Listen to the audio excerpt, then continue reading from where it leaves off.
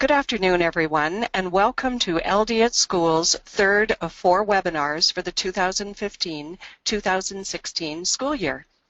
My name is Cindy Para, and I will be your moderator this afternoon. If anyone is experiencing any difficulties at this time, please call the number on the displayed slide. Also, if you have a Twitter account and would like to tweet us live throughout the webinar, our Twitter handle is displayed at the bottom of this slide.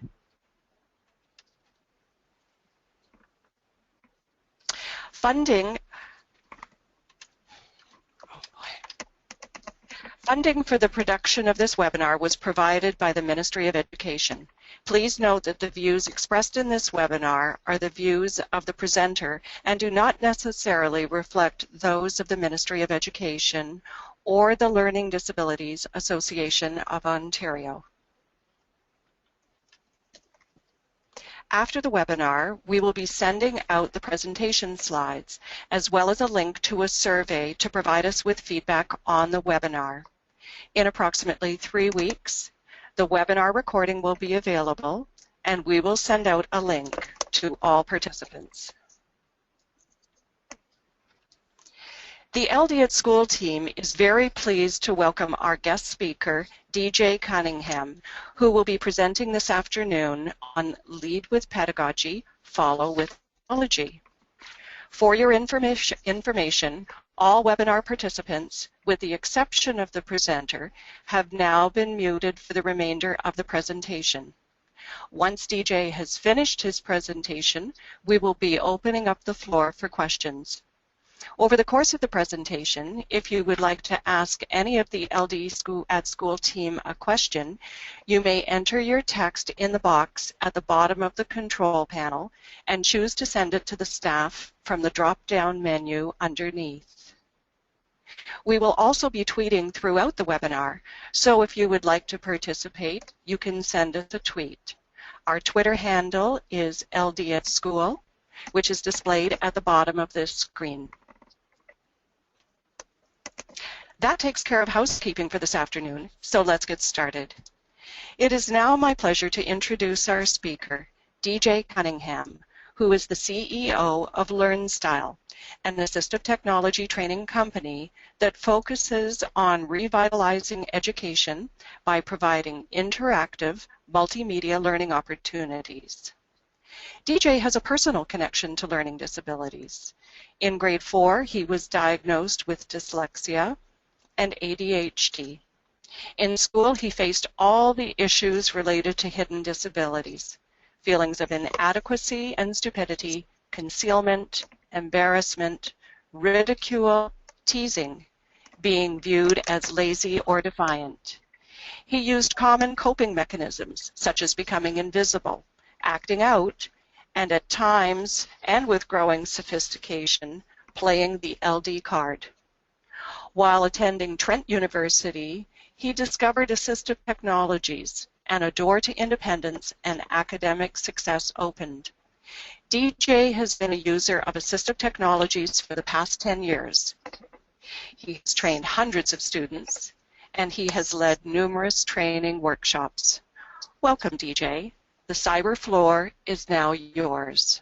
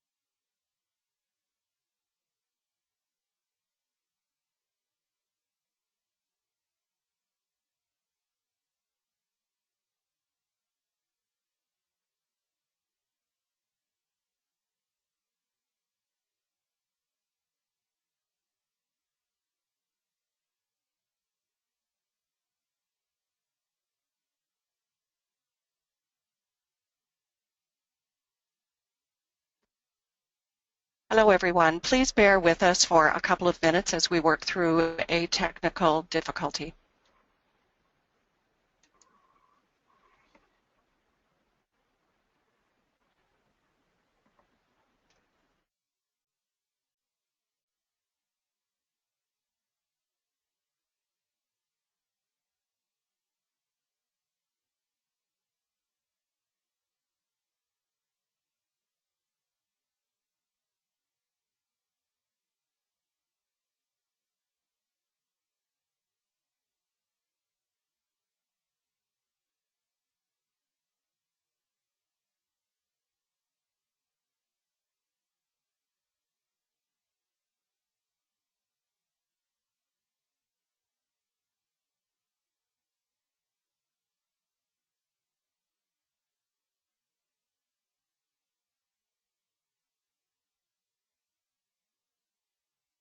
Thank you so much for allowing me the opportunity to be here this evening.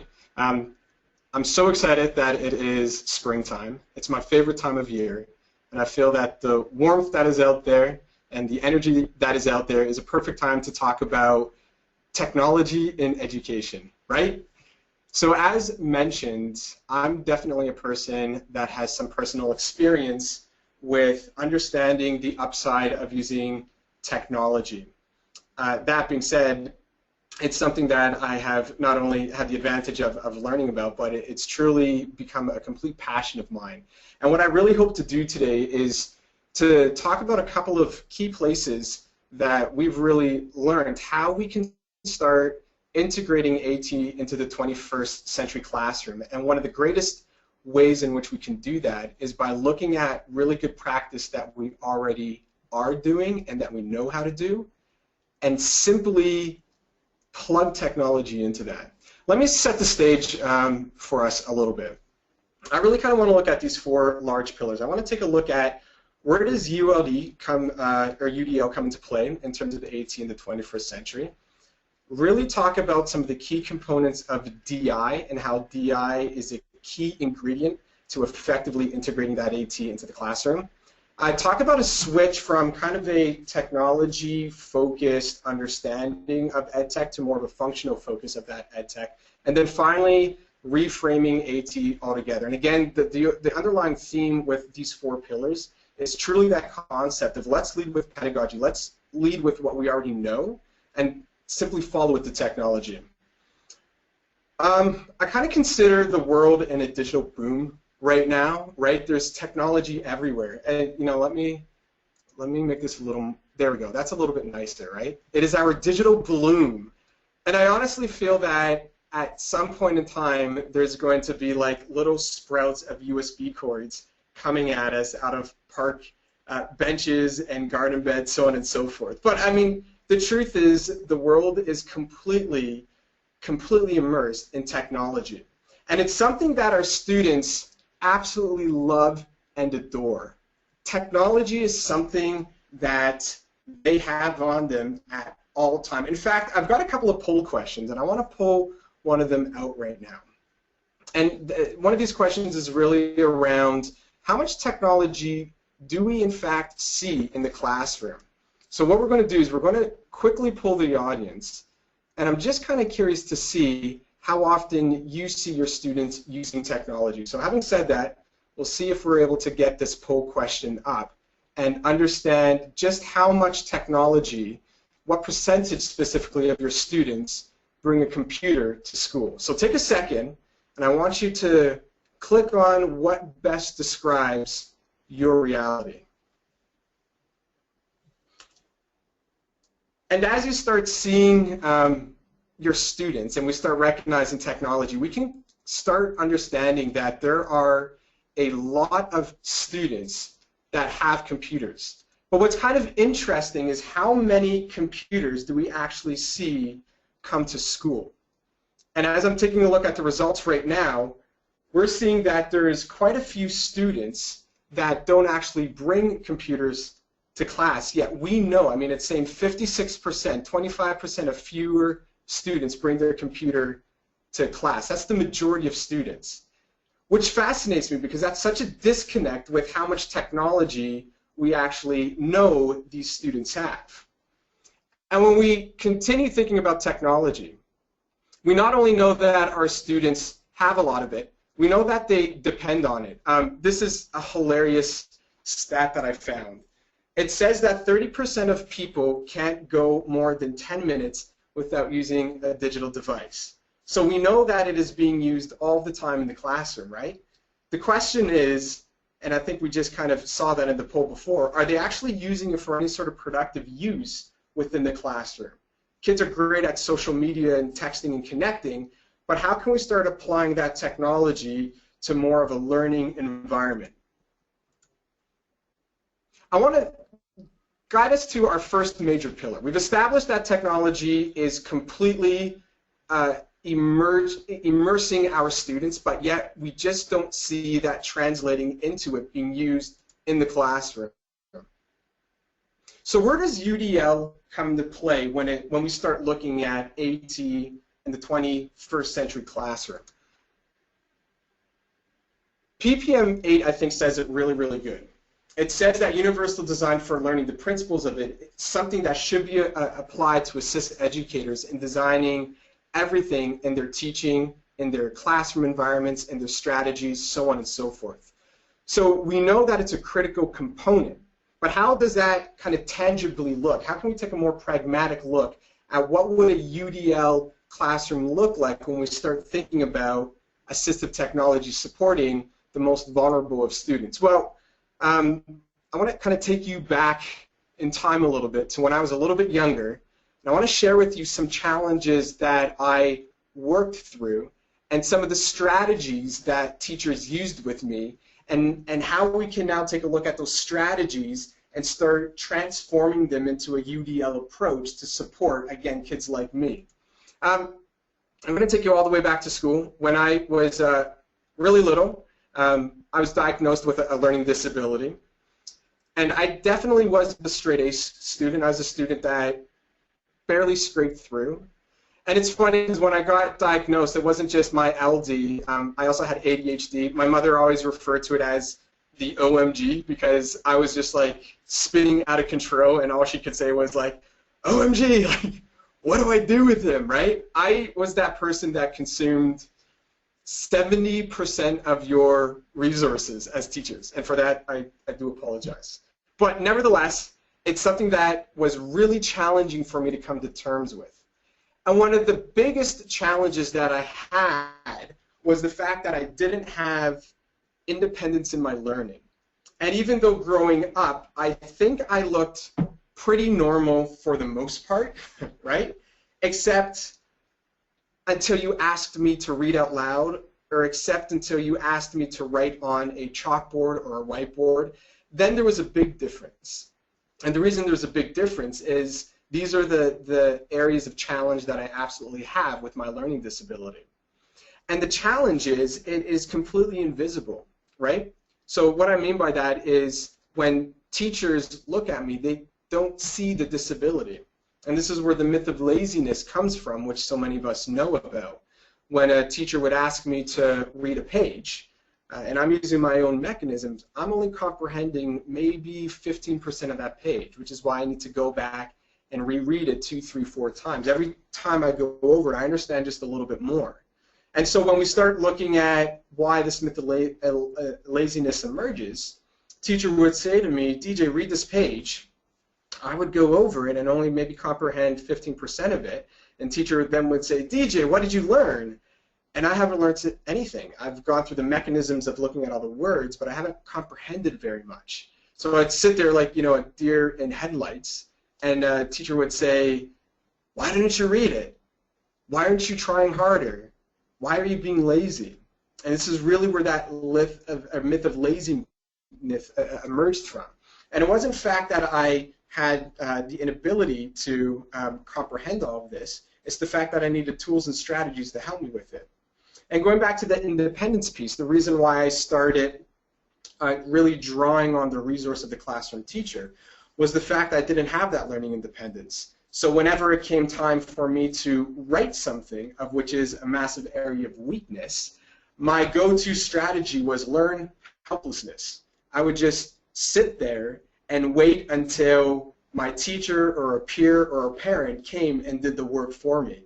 I refer to this as academic chicken. This is how the game basically went. Everybody probably knows the game Chicken, where you look at somebody and you start running as fast as you possibly can at them, and whoever wins the game is the person that chooses not to flinch. It's a crazy game. I do not recommend playing it, but I played my version known as academic chicken.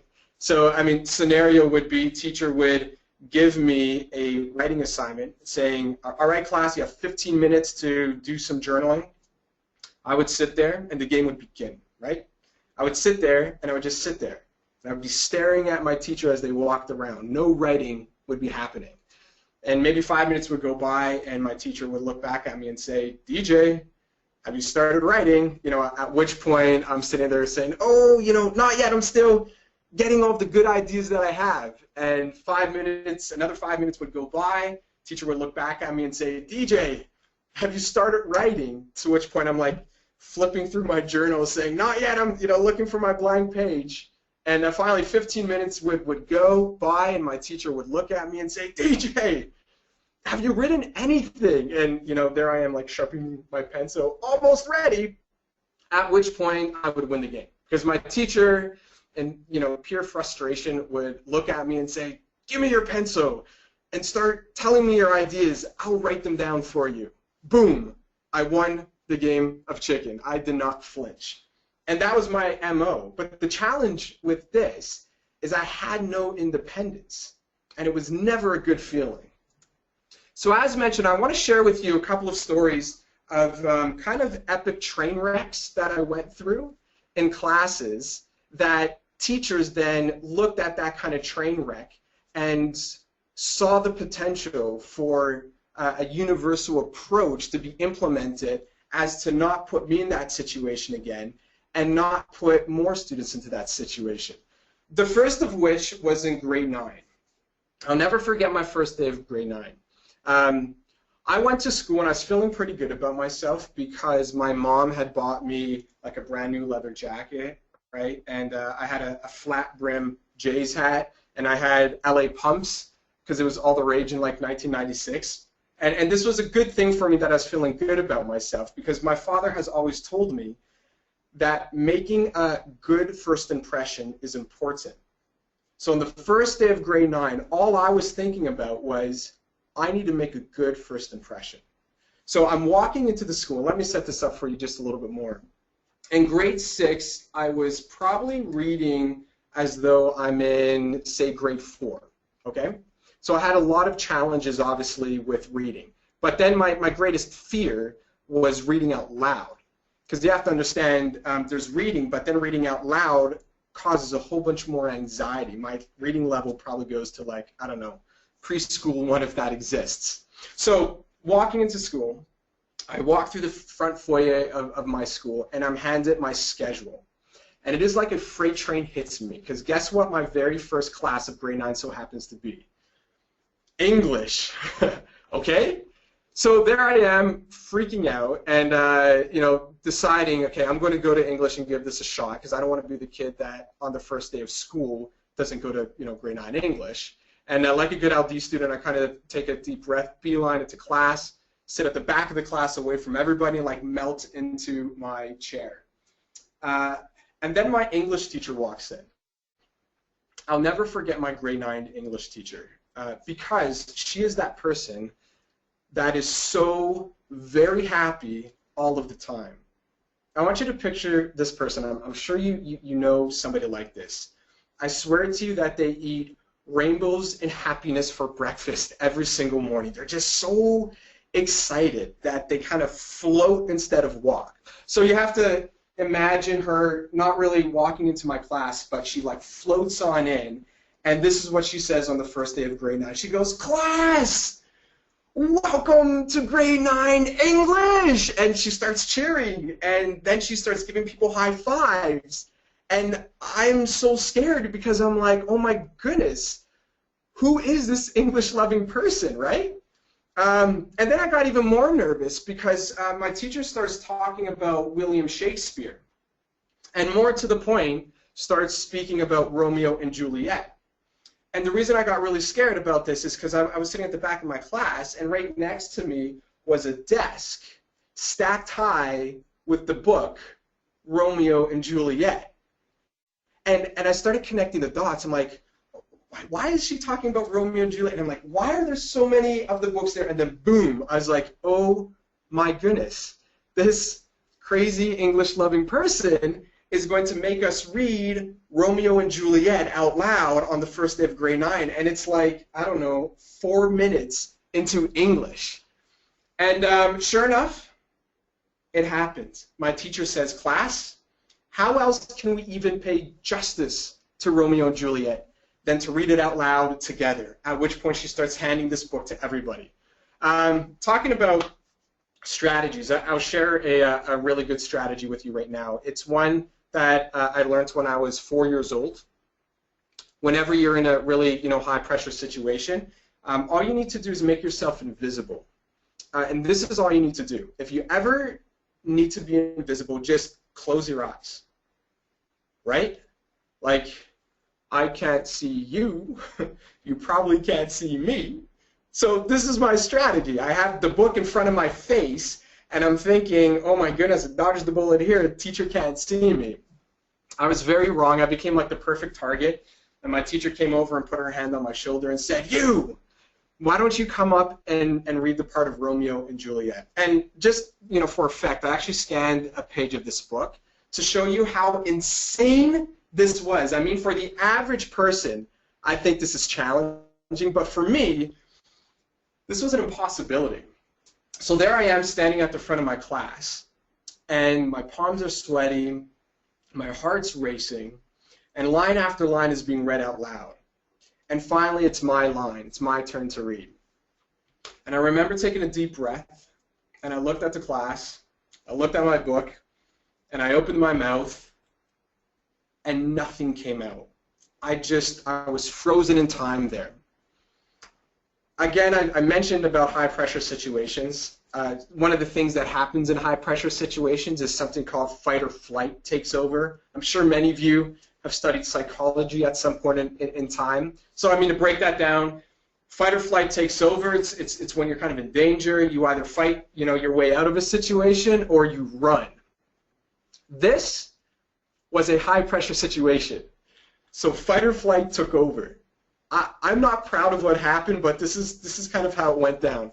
I had this book in my hand, and I looked at my poor grade 9 teacher, and I heaved the book at her. That was my fight. And my flight became this. I just ran. I just took off, and I started to run.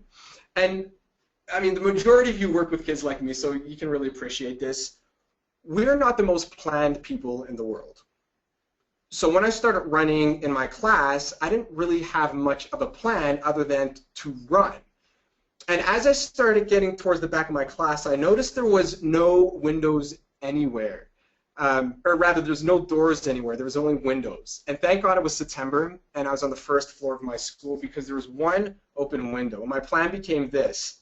I'm going to run as fast as I can and Superman myself out of that window and be totally free. So I do it. I commit, I run, I Superman myself out through this window, and I'm like, I'm free! I mean, that was way less embarrassing than, standing there with my grade 9 teacher having to sound out the words of Romeo and Juliet. It sounds like a bad train wreck, but the train wreck is actually not quite over. I Googled my school for you all to see. I grew up in Scarborough. This is Sir John A. Macdonald in Scarborough.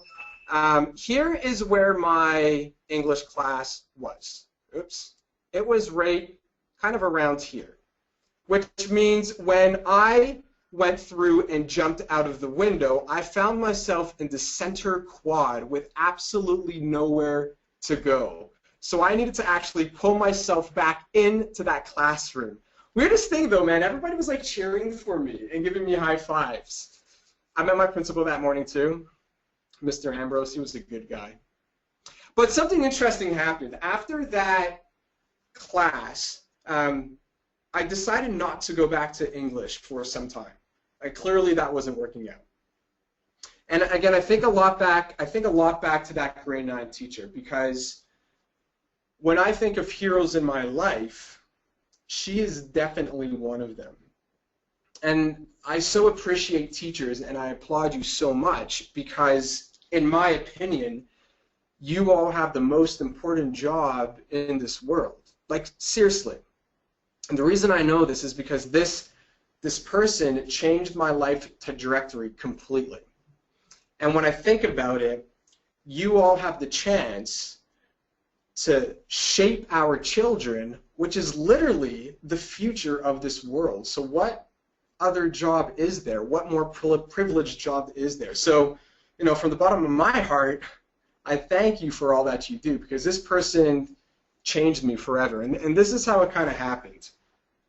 I didn't go back to English for some time, and I'm sitting in my cafeteria one day, and I see that teacher, that grade 9 English teacher, walk in, okay? And she stares right at me. And I immediately got nervous. I'm like, why is this crazy English-loving person trying to find me? Like, leave me alone. And she walks over, and I'm sitting there with all my friends, and she looks at me, and she asks me this life-changing question. She looks at me dead in my eyes, and she says, "What are you so afraid of?" And me, being me in grade 9, like, my obvious response was, afraid of? Nothing, you know, I'm the king of the world. But she nailed me with the question again. She looked at me and she said, "Why are you so scared?" And she was smart because she saw my total demeanor change. She kind of grabbed me and threw me into the hallway.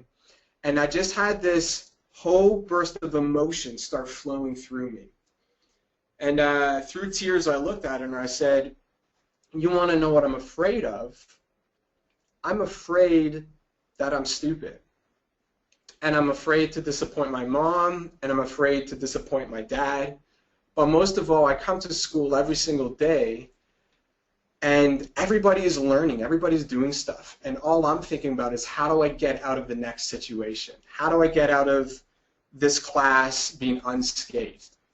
And again, you have to recognize this is not pretty, like this is a lot of tears, so you would think that the teacher would, I don't know, hug me because that's normal. Not my teacher. I remember she looked at me and she goes, "DJ, that is fantastic information. Thank you so much for sharing it with me." And in hindsight, what I've come to realize is she was thanking me because I'd advocated for myself for the first time ever. And she said, "I had no idea English was so scary." And she said, "We have to get you back to grade 9 English." And it dawned on her, I need to use some sort of strategy to get you back in there where you feel safe. And this is what she came up with. She said, "Whenever we have to read out loud, I'm going to say to the class, next period we're going to read out loud. And that is your call to action to come and find me after school. And what we'll do together, we'll sit down and we'll go through all the pages that have to be read out loud, all the paragraphs, and we'll mark one for you. So you can go home, you can sort yourself out, practice, and come back to school with some confidence and read out loud." And I agreed to it, and we gave it a shot. And one day, teacher says, "Class, next period, we're going to read out loud." I'm like, boom, call to action. I run, find my teacher after school. We sit down, find a paragraph for me, make a big mark next to it. I go home, I rehearse it. And I remember coming back to the school next day, being very excited, but incredibly scared, but super excited all at the same time. And I'm sitting there in English class, and my teacher starts calling people to read out loud. And then my paragraph comes up, and the teacher says, "DJ, would you like to read this paragraph?" And I stand up, and I read in front of a group of people for the first time, really, in my life. And it was amazing. And what was so kind of extraordinary about that moment, it wasn't so much that I had a whole bunch of joy or pride inside of me. The feeling was a release of anxiety. And that's critical to know. Because what that teacher did for me by taking an approach, taking a strategy and implementing it with me, took away all of my anxiety. And when that anxiety left, something magical happened. I began to listen in class and participate. It was unbelievable. One other example of how this kind of idea of taking a look at a strategy and implementing it into a class to support somebody like me came in the same year, but with my history teacher. I love history. History is like one of my most favorite subjects of all time. And I remember hitting grade 9 history being super stoked. I loved my teacher, man by the name of Mr. Scott. He's a storyteller, and I just got it, except he asked questions all the time. And something that's interesting about kids like me with learning disabilities, we always feel that people are staring at us and judging us, even though it's not really the case. It's an inward battle that we have. So whenever questions are asked, we always want to put our hand up because we feel like if we don't, then people are going to think that, you know, we're stupid. And so teacher would constantly be asking these questions. And the thing is, I kind of knew the answer, but it just took a little bit longer for me to be able to turn it into words. So teacher would ask a question, I'd kind of throw my hand up, it wasn't completely there yet. Teacher would say, DJ, answer the question, and like, boom, the idea was gone. Again, it was kind of like, you know, deer in the headlight, or like when you had somebody's name on the tip of your tongue and you just couldn't quite get there. And so as a result, I didn't like English nearly as much, and all I was thinking about was, you know, the time. When's class going to be done? When can I get out of this? This is horrible. I'm not happy. And I truly wasn't. And it was sad because history was such, you know, a passion of mine. To the point that my teacher took me aside after one class and kind of sat me down and said, DJ, like, what happened to you, man? When I got you in grade 9, at the beginning of grade 9, you were so excited about history, but now you're just, you know, you're flatlined. And you have to understand that the timing was kind of interesting. My whole experience with advocating for myself had just kind of happened in English class. So I kind of took a deep breath and remembered what I did there and tried it again with my history teacher. And I looked at him and I said, sir, you know, you make me feel stupid when you ask questions all the time and I can't put my hand up. And this really, you know, perplexed my teacher because I think he thought he was a pretty fair, nice guy. So he was a little uneasy that I called, you know, him making me feel, you know, stupid. So he did something interesting. He basically said, DJ, come back to me in 1 week. And I was like, okay. I go away for a week, and he goes away. And what he did is he learned about my LD. He went and looked at my OSR, dug up my IEP, worked with my resource teacher, educated himself. And then when he came back, sat me down and said, you know, I've looked you up, buddy.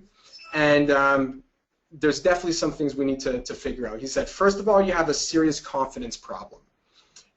You always feel like you have to answer your questions. That's why you're constantly putting your hand up.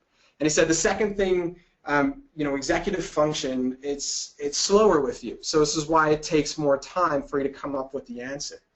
And so he said, let's do this. For, you know, executive function, I'm going to start asking my question 3 times. And asking it 3 times, it will give you the time to come up with an answer. And we tried it, and sure enough, every single time this teacher asked a question, I would, or he would ask it in 3 times, and it gave me the chance to process the question and find the answer. And then he said, now that we've taken care of that, we've got to take care of the confidence thing. And he said, let's do this. He said, let's use a strategy called the right hand, left hand strategy. And effectively what this was, he said, whenever I ask a question and you have no idea what I'm talking about, put your right hand up. And I promise you, I assure you, I will never ask you to answer that question. And I thought this was cool, right? Because literally whenever he asked the question, I could put my right hand up and basically have a pass. And I love this, man, because I really got into it. You know, I was kind of a little bit cocky with it almost, where teacher would ask a question, I'd be like, yeah, I got this one. So, you know, this made me very happy. It was fantastic. And then he said, whenever you do actually know the answer to a question, put your left hand up. And I promise you every single time I'll ask you to answer it. And that'll give you some confidence. And again, because I'm asking it 3 times, you'll have the chance to process it, the chance to understand the answer, throw your left hand up, and answer with confidence. So again, I absolutely, you know, I love this. I thought it was fantastic. It was funny, though, because one day he was asking questions, and again, I really liked putting my right hand up because, you know, it made me feel really smart because I knew he was never going to ask me to answer. And one day he asked a question, And I'm like, yeah, I got this one. And I'm looking around, and like nobody else had their hand up. So embarrassing. That did not make me feel happy. But it's kind of interesting. Take a look at these two separate cases, right? Teacher was able to kind of identify some of the needs that I had and then develop an approach to support me. But then we started thinking, how are we able to create kind of a more UDL approach using these two specific strategies? And what I mean by that is, how can we take a look at, say, asking that question 3 times? If we started doing that for every question that we ever asked, how many more people would we be able to engage into answering questions? And I kind of challenge you to try that out. You know, continue with asking questions and answering or choosing people to answer pretty quickly, but then choose a day that you switch over to asking 3 times. And what's amazing is when you ask the question the first time, you'll see the same 5 hands go up, right? You ask a second time, and you'll probably see 3 or 4 more hands go up. You ask, a third time, you're going to see 5 or 6 more hands go up. That there is truly a UDL approach. I mean, that is something that is essential for some like me, but benefits so many others. And then what we can start doing, taking a good take a look at that good kind of pedagogical approach. How can we start inserting some technology into it? So if we go back to kind of that first idea in that English class, if we take a look at that and start understanding how can we support that universal design learning with technology, there's a couple of programs that you can use pretty quickly. There's one called Voicethread. It's phenomenal. Basically what it is, it's a landing page that your class has access to, and they can upload video or audio content. So imagine the ability to reduce the stigma of reading out loud for all of your students simply by uploading the chapter of Romeo and Juliet that has to be read out loud, and then allowing students to choose what paragraph they want to read, and throughout that evening or throughout a couple of days, they can practice, they can record themselves, and finally when they find a recording that they're confident with, they can upload it. And you can kind of mimic this idea in OneNote, exact same concept. You could share a notebook with your class, and the class could do the exact same thing where they can upload video and audio. Or if you're a Google school, you could use even presentations.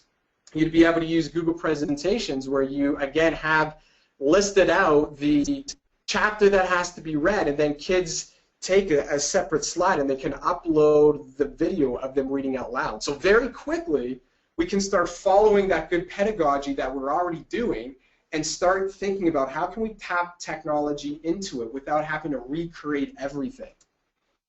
And when we think about the other side, the other example, my history teacher, we're seeing lots of classes beginning to use Twitter in the classroom. And a really effective way to help, again, give students the time to process information and to answer questions is simply have a screen with Twitter open, have a hashtag for your class, and when you ask a question, instead of immediately choosing somebody, just have answers pulling up behind you. And you can start talking to a couple of those questions, or those answers rather. And it also allows people to answer with some anonymity. So no more do I feel afraid that I need to put my hand up every 2 seconds because nobody knows who the Twitter feeds are coming from. So in this case, if I answer once or twice in a class, I don't have that insecurity again of everybody knowing that I'm not participating. Kind of a fringe benefit on this one, which is interesting. We've seen a lot of teachers implement this, and they're very surprised at some of the messaging that goes up. And what I mean by that is teachers will ask a question, and students feel more comfortable saying things like, I am really lost, or I'm not quite sure where we are in the lesson anymore, which tells the instructor, maybe I need to pivot my approach and try again. I mean, this is really starting to be a good DI tool as well. But the concept here is how can we take a look at really good kind of pedagogical approaches that we're using, and how can we start looking at that universal design learning concept and engaging that through technology. So, I mean, we've talked a lot about UDL and how it works, but let's talk about DEI for a second. So again, if we kind of go back and take a look at some ministry documents, differentiated instruction is so incredibly important. And a part of differentiated instruction is really understanding students' strengths and really understand their learning styles and their readiness to learn. And let me tell you, understanding this information is so incredibly important. And what I mean by that is, before I truly understood how I learned, I felt, I didn't have that independence. But once I learned how I learned, everything changed. And it also allowed me to start viewing the world differently, understanding that everybody learns a little bit differently.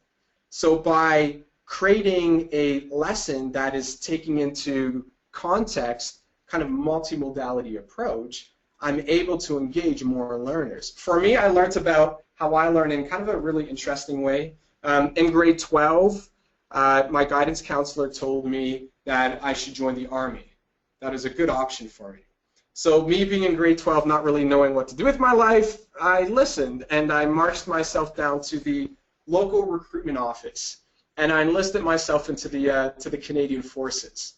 And something really interesting happened in my military time. And again, to kind of set this up, you have to recognize that when I left high school, kind of 3 days went past, and then I was, on a bus to Land Force Central Training Area in Meaford, Ontario, to start my QL-12 infantry course. And school learning was so very hard. But all of a sudden, in my basic training, everything just started to make sense. And it's hard to put into words. Honestly, soldiering just came easy to me. To the point that people would come to me and say, DJ, I need your help. How do you field strip an assault rifle? And in my head, I just know how to do it. And believe me, you have to understand, this never happened in high school. I never had anybody come to me and say, DJ, edit my essay. That would be bad. I spell very phonetically. I would take a look at your very good writing and be like, ooh, there's a lot of work here, and start, rewriting it in my own language. So that never happened, but all of a sudden I'm in the Army and stuff makes sense. And my officers start putting me into leadership scenarios. And I start, getting myself to the point where I'm responsible for a small group of soldiers. And it was very confusing because, again, what's kind of, it's very tragic, actually, when we take a look at the LD population. And a study kind of supports this.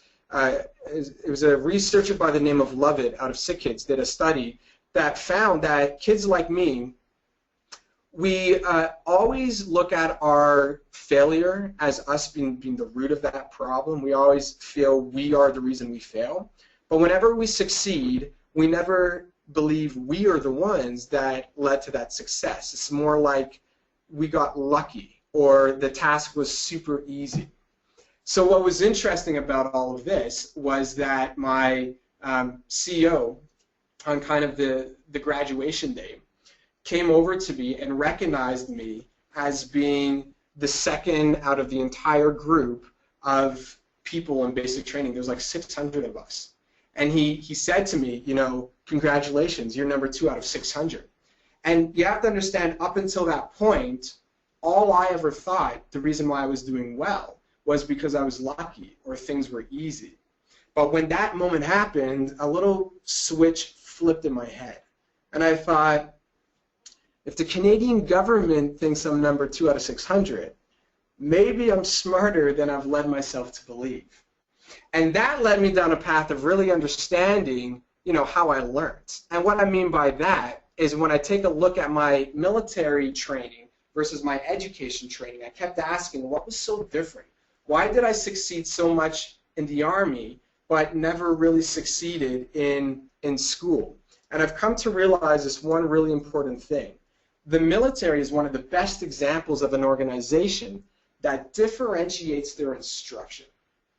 Every one skill we learned we were taught in 4 very different ways: visual, sequential, auditory, oral, and kinesthetic. And I remember learning how to shave. There's an Army way to do everything, including shaving your face. And one morning we get up at 0500, march to the parade square, and our drill sergeant tells us to start shaving our faces. Before he does that, he pulls out a massive wash basin, and he says, "Class, attention," we all snap to attention, and he tells us to put eyes on him, and he starts shaving his face. And he's doing this for all of the visual learners to see that visual way of shaving a face. The Army is great at kind of booming auditory instruction, so for all the auditory oral learners, the military was really potent at yelling at us. So these people were totally taken care of. They were understanding what that process was. For the sequential people, right after all this happened, we were marched over to kind of our tent line, we're sat down, and we were issued Canadian Forces field manuals on how to shave your face. So people that are more sequential oriented, I mean, reading makes sense to them, linear approaches, they could read, they could understand, they would be able to recite, totally taken care of. And then kinesthetically speaking, my goodness, we were shaving our face like, I don't know, 4 or 5 times a day, so we're always practicing that. But what was fascinating is when we take a look at, say, my learning profile, we started understanding that I learned very kind of differently than other people. And I actually want to pull in another poll question here, because I'm just kind of curious to get a lay of the land. And when we start thinking about how we learn, I want to ask you this question. What do you think kind of your largest learning tendency is? Is it visual? Is it sequential? Is it auditory oral? Or is it kinesthetic? So we're going to pull up a poll question. And I'm curious to see what you think you are. Take a second and fill this in.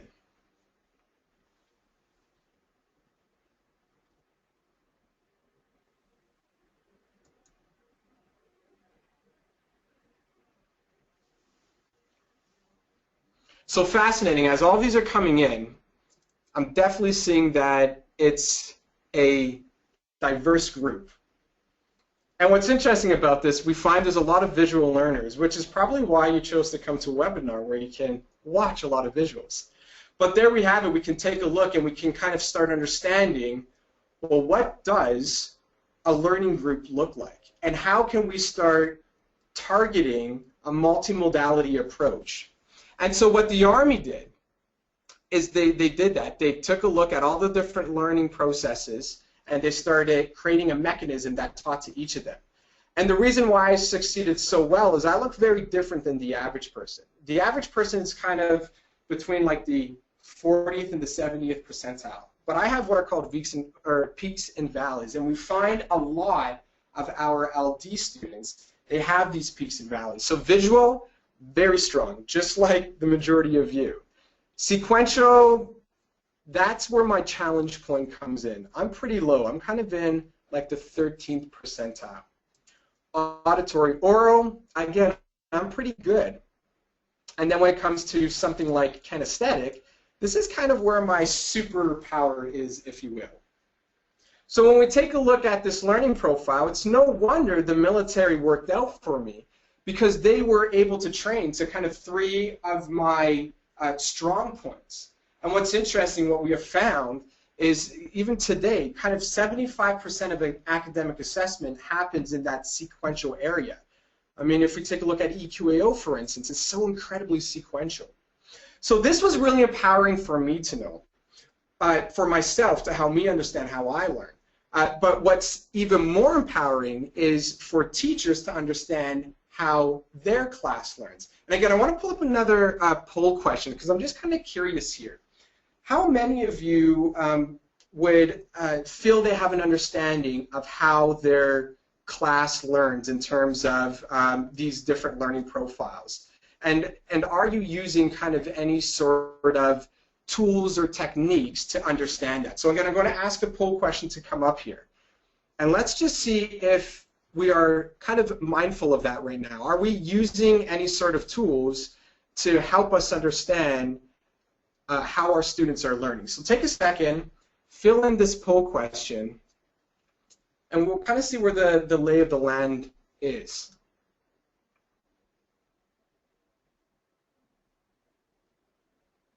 All right, this is amazing. So we're finding that the majority of the group, it's truly through observation. And we find kind of the next area would be pen and paper. And then kind of on the low end would be things like web-based learning profile programs. Now, the next question I have for the group is, how long do you think it takes you in order to understand how your class learns? So whatever mechanism that you're using, I'm curious to know, how long does it actually take for us to get a good, deep understanding of what those learning strengths, what those learning tendencies are of our class?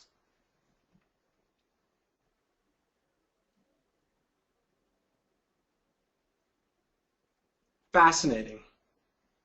So what we're finding is it's kind of like 56% of you. So just about half of you are finding that it's within the first month of school that you really understand that. And then we're finding it's kind of within the first 6 months of school. And here's my challenge around this. That's a lot of time before we really understand our students, before we really can understand how it is that we can really differentiate that instruction appropriately for the groups in front of us. And even further, how it is that we are able to create kind of that universal design learning approach. So, I mean, part of what I'm always thinking about is, how can we extract this idea from students sooner than later?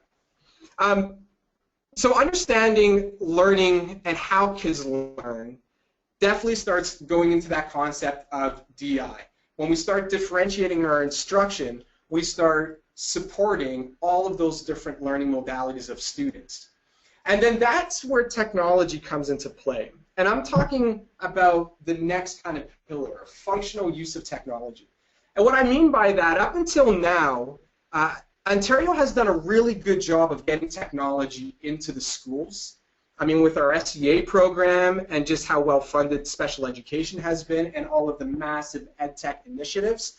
But what we have definitely noticed is there's a disconnect between that technology and learning the technical side of it versus really understanding how it can be used in a more functional way. And I kind of go back to that original thought, and you all said it well. So many of your students have computers, but so few of them actually bring them into class. So it's showing us there's a disconnect between technology and using it in the 21st century learning classroom.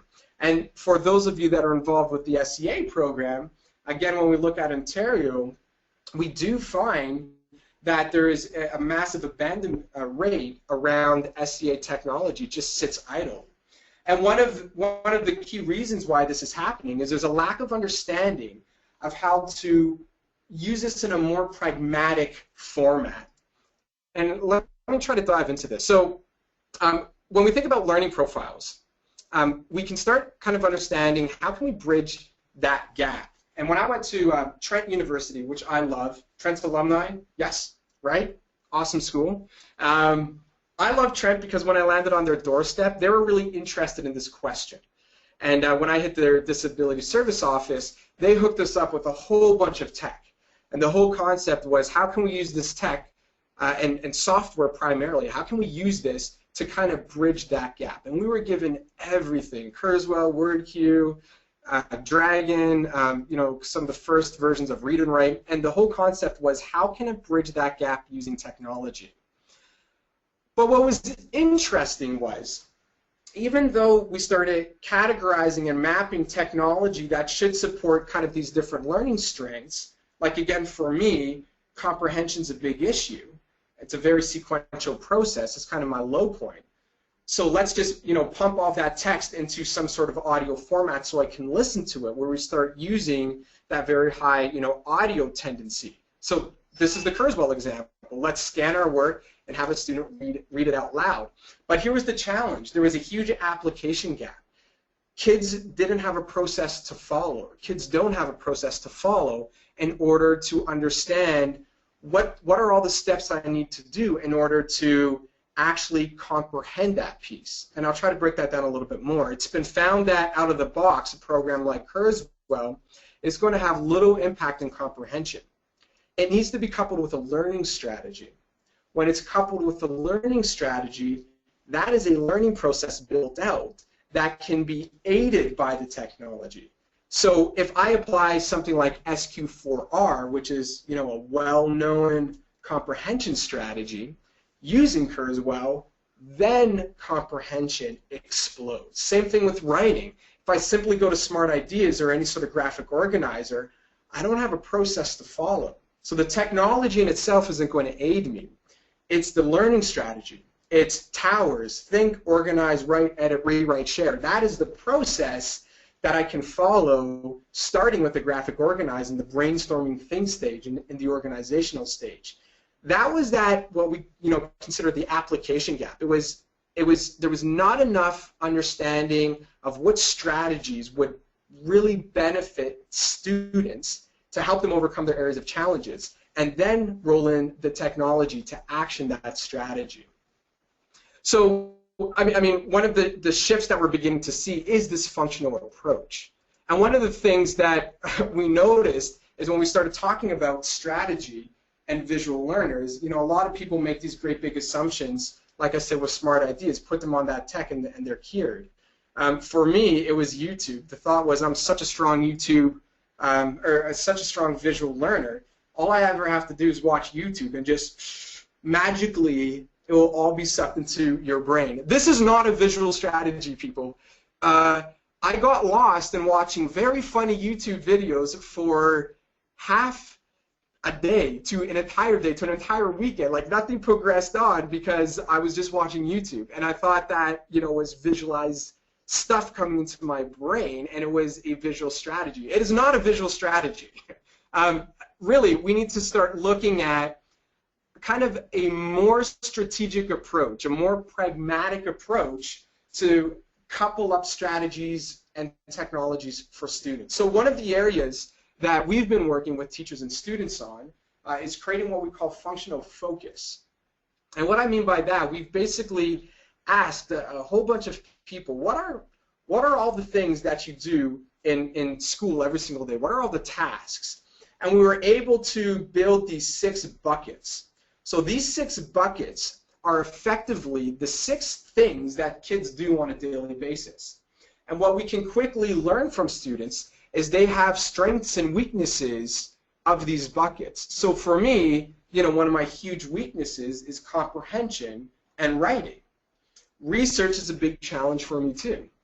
So in understanding where's the area of need, we can start layering in strategies. And by layering in strategies, students much more pragmatically can understand the need that they have, find a strategy that is in line with some of their learning strengths, and then try to action that strategy. A great one is RAND, for instance. It's a research strategy. It's something that I use all the time. It's a process. It's a graphic organizer process that I can follow. And using RAND, it is a visual learning strategy. So before even introducing technology, what we find is really beneficial for students is sticking with the learning strategies. And this takes me all the way back to our theme. Let's lead with the pedagogy first. Let's lead with the learning strategies that we know and that we know work. Have students learn those first, and then start bringing in the technology.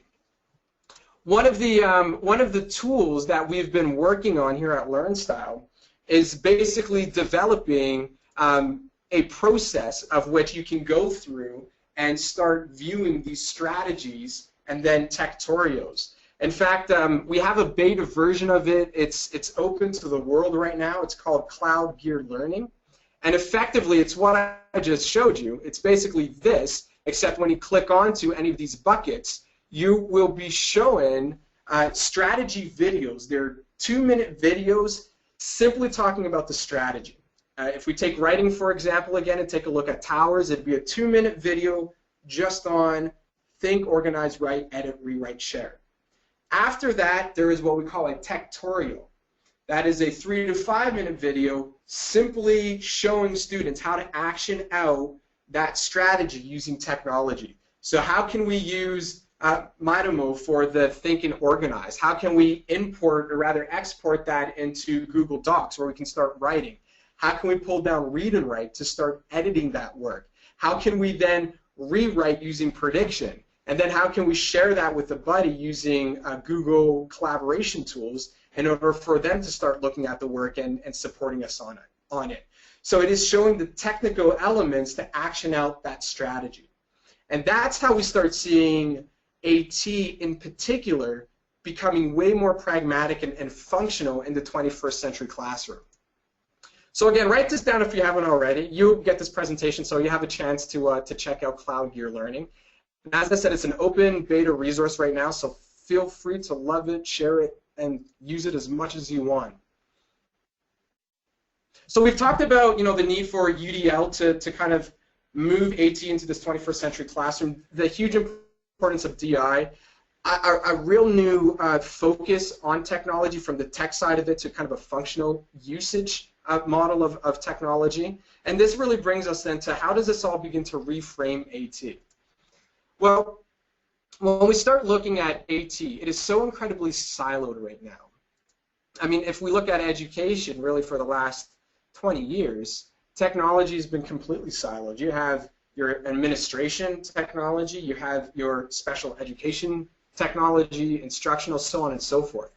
And what this started leading to was a real stigma around the use of special education technology. So everything I've said up to this point in time is somewhat, you know, not going to move anything forward because kids have this stigma around using special education technology. So we can have the greatest strategies and have the best tech, they just won't use it because they don't want to feel different. So we really need to start looking at a way, how can we reframe this image and start referring to special education technology simply as education technology? And really, throughout North America, this conversation is really happening, and we've begun to do a good job of switching that focus. We've brought all these silos into one area, and we call it education technology. So now no longer is the Read and Write program or the Kurzweil program special ed SEA, it is simply education technology. Instead of kids being SEA kids, they become tech ambassadors to their classroom. And one of the greatest kind of evolutions in education technology has been cloud computing. Because for the first time ever, we can have a singular platform that every student has access to. And quite literally, we have normalized the AT in one huge swoop, if you will. So Read and Write, for instance, it's a domain-wide resource, the Google Read and Write extension. Every single student has it at a school board.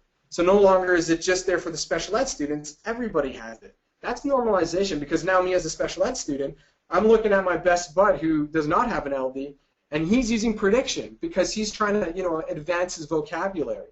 It's normal for me to use prediction now because normal kids are using it. You know what? I really love this cartoon. I came across it probably 5 years ago. I have it like right up beside me in my office. I pull such inspiration from it. If you take a look at this, I think it does the best job of describing why this is so important and how simple this can happen. So if you take a look here, you'll see the little guy in a wheelchair. And he says, "Could you please shovel the ramp?"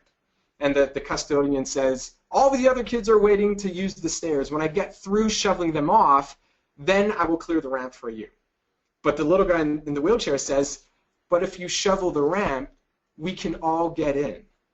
Think about that. If you shovel the ramp, we can all get in.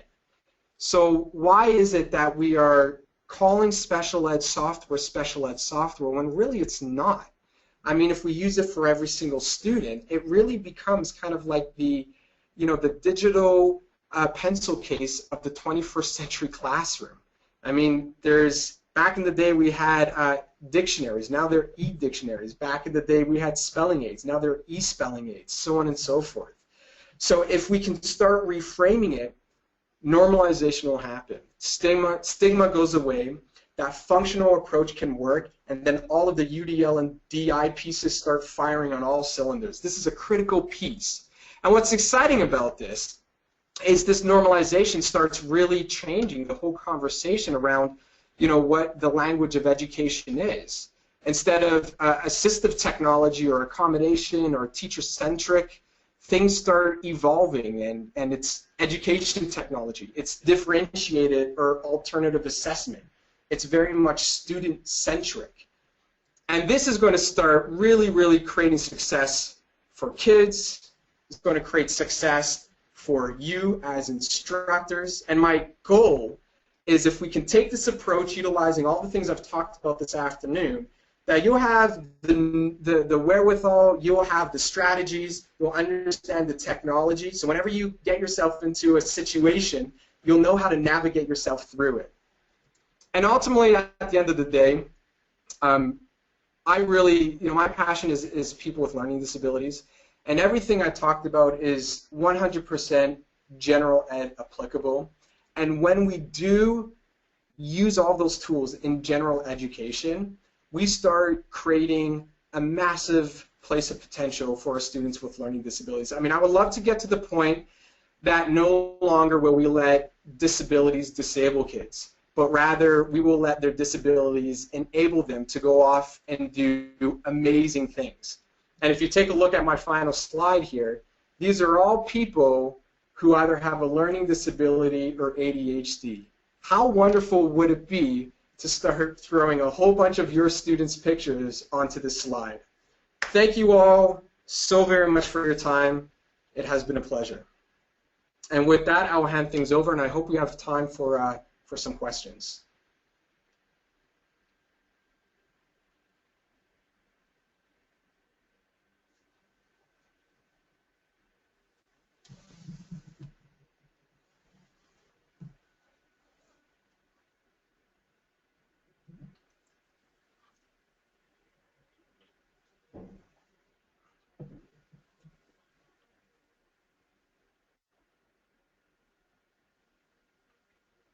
Thank you so much, DJ, for providing our participants with such pedagogically sound and important information on assistive technology.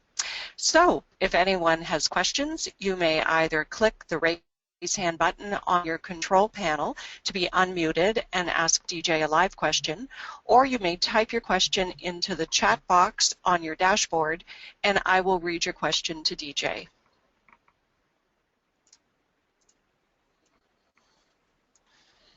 Okay, so DJ, we do have some questions coming in here. First question, excellent presentation. Would DJ be willing to look at AT Resources, our AT Resources website, to see if it's still relevant? Would you be prepared to look at websites of different schools and school districts? Absolutely, yeah. It'd be our pleasure to do that, and we do a lot of that consulting with school boards, where we come in and we have an interesting kind of perspective, being that we're working with many school boards, primarily here in Ontario, and we can see what different AT packages looks like all over the place, and then being tapped in heavily to Microsoft and Google. We're both a Google partner and Microsoft partner. We have a good understanding of what's coming down the pipeline. So definitely would love to share some of that knowledge with you. So absolutely. Perhaps if you can connect with me, I'm simply dj@learnstyle.com. I would love to start that discussion. Thank you so much for the question. Great. And thank you for liking the presentation. We have a question from Chris. Students with AT meet many different teachers in their school career, some of whom know how to integrate assistive technology into the curriculum, and some who don't or won't. How do we help these students navigate through these various learning environments without having them become discouraged, especially if they don't have the skills to advocate for themselves? That is a fantastic question, and it's one of those points which we think about all the time. And primarily, what we do at LearnStyle, we do direct-to-student SEA training. We complete about 15,000 SEA training sessions per year, and one of the big focuses we started to shift was more onto a student independence model. And that's where that functional focus concept came from. And where we're at now is how can we rely on the students understanding the strategies they need and the technology they need, and not so much put that stress and strain onto our teachers. And one of the hopes is evolving cloud gear learning, which we've started, is we will be able to create a strategy resource that kids independently can go on and start learning the strategies which make most sense for them. In terms of the advocacy side, that's a challenging piece, and I can give you kind of a tip that I've used in the past. Before I had the courage to advocate for myself, and a resource teacher taught this to me, they showed me how to write a dear letter or a dear teacher letter. And effectively what this was, with the help of my resource teacher, it was everything I needed to say to advocate for myself, but in a letter. And that was way less scary to do it in that kind of supported format, and in that way that I didn't have to confront the person physically or in person, that I could hand it off to them. And that was a huge strategy that I used. So a Dear Letter Teacher is a really great tool to help kids advocate for themselves when they don't have the confidence yet to do it. So two options is take a look at that cloud gear learning for kids to become more independent, and then perhaps try that idea of a Dear Teacher letter for students to support them in their advocacy. Thank you, DJ. Two great suggestions, and I would like to mention to our webinar participants that on the LD at School website, we do have examples of self-advocacy pamphlets that students have created and that they can use, particularly when they're transitioning from one grade or one class setting to another. Okay, another question, this one from Monica. DJ, do you know what AT tools are available in French?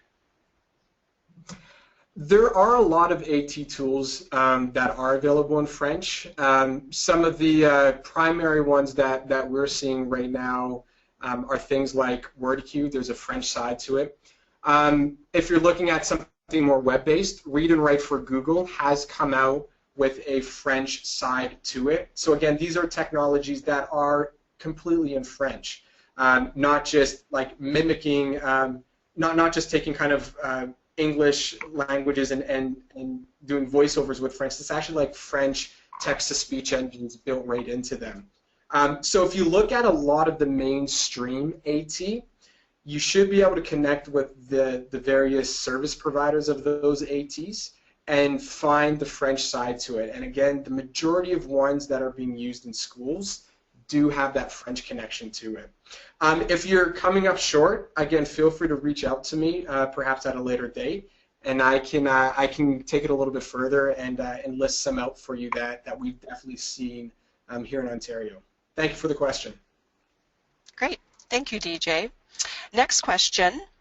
What do we need to do to support the shift from AT in spec ed to education technology, special ed to DI, and to shift the focus on individuals with learning disabilities to the learning environment? I know that's a multifaceted question, but maybe focusing more, DJ, on the first part about what do we need to do to help support the shift from spec ed technology to educational technology.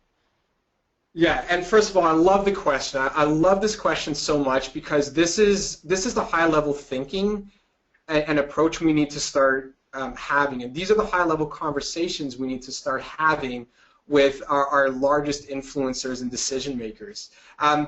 I'll start actually with the second half of the question. Michael Fullen once said, and I think it's brilliant, in order to kind of institute systemic change, you need to have a 30% buy-in. And it's been proven at this point, if you can convert 30% of an overall population, then systemic change begins to happen. So one of the first things I always say to people is be a part of that 30%. You know, make the choice to change and start showcasing and just modeling for others what that change looks like. And as we start, you know, getting more and more people on board, a tipping point will happen. When we get to that 30% point, the teachers that are looking at it in a more traditional way will start looking at kind of this new way, and we'll start asking the questions, and slowly we will convert an entire system over. Definitely doesn't happen overnight. It takes time for this to happen, but that 30% is a very tried, tested, and true thing. And to the first question, which really speaks to all of the other specific points you said with DI and UDL, so on and so forth, we have to be really cognizant of our language. And especially in special education, we've been using the term AT for so long that we just use it in our kind of daily vocab. And even for myself, it took a lot of discipline to never use that word AT anymore when I am presenting to a board or to a group of teachers where they're looking for that shift. So we can start simply by erasing AT and replacing it with education technology into our own vocabulary. And the second component of that is find the really high yield general ed pieces that are in our traditional AT and showcase how they can be used for general ed. A great example of this is in Read&Write or Kurzweil or any program that has highlighting features. That is such a natural piece of learning for every student, is highlighting material. So again, as a special education teacher, if you can get in front of your school and say, I'm going to show you an education technology, we're taking what's happened in the past, highlighting in textbooks, but now doing it on the computer. Here's Read&Write, here's the highlights. Because you've introduced it as a general ed tool, because you've never used that term assistive technology or even said this is a spec ed initiative, you're going to have way more people listening to you. It's fascinating. If you're in front of a group of teachers, the second you introduce yourself as special education, or here's a special education initiative, or from the spec ed department, you'll see many of the teachers turn off because in their mind, well, this doesn't relate to me. You know, I don't have special education kids in my class, even though we all know that they do. So those would be my 2 points. Become a part of the 30%, right? And then start really being disciplined into how you are referring to education technology. Take all the spec ed talk out of it and showcase those high yield general ed tools and use that as the door opener to get people engaged in this education technology. Thank you. Wonderful answer, DJ. That's actually all the time that we have today. So we're going to end our live question and answer session. Several of our webinar participants did send in questions, and I would like to reassure them that those questions will be answered. Should anyone else have further questions, please email us either at info@ld@school.ca, or you can send us a tweet to @LD@school, and we will ensure that your questions get answered. LD at School's third annual Educators Institute will be held August 23rd and 24th, 2016 in Mississauga. Registration for school boards is now open, and public registration begins on June 1st. Additional information on our bilingual institute is available on the LD at School website. Please mark your calendars for the next LD at School webinar on Tuesday, May 31st. Dr. Christine Purcell, Dr. Mark Grundwell, and Jennifer Newton, all from the Greater Essex District School Board, will be presenting on strengthening executive functioning skills in the classroom. Information on how to register for this webinar will soon be posted on the LD at School website. On behalf of the LD at School team, I would once again like to thank DJ for his presentation, and thank you to all of our participants for joining us. Please remember that we will be sending out presentation slides as well as a short survey following today's webinar. The feedback we receive through this survey provides us with important information for producing future webinars. As a reminder, we will be sending out a link to this recorded webinar in approximately 3 weeks. Thank you again for participating in this LD at School webinar, and have a wonderful day.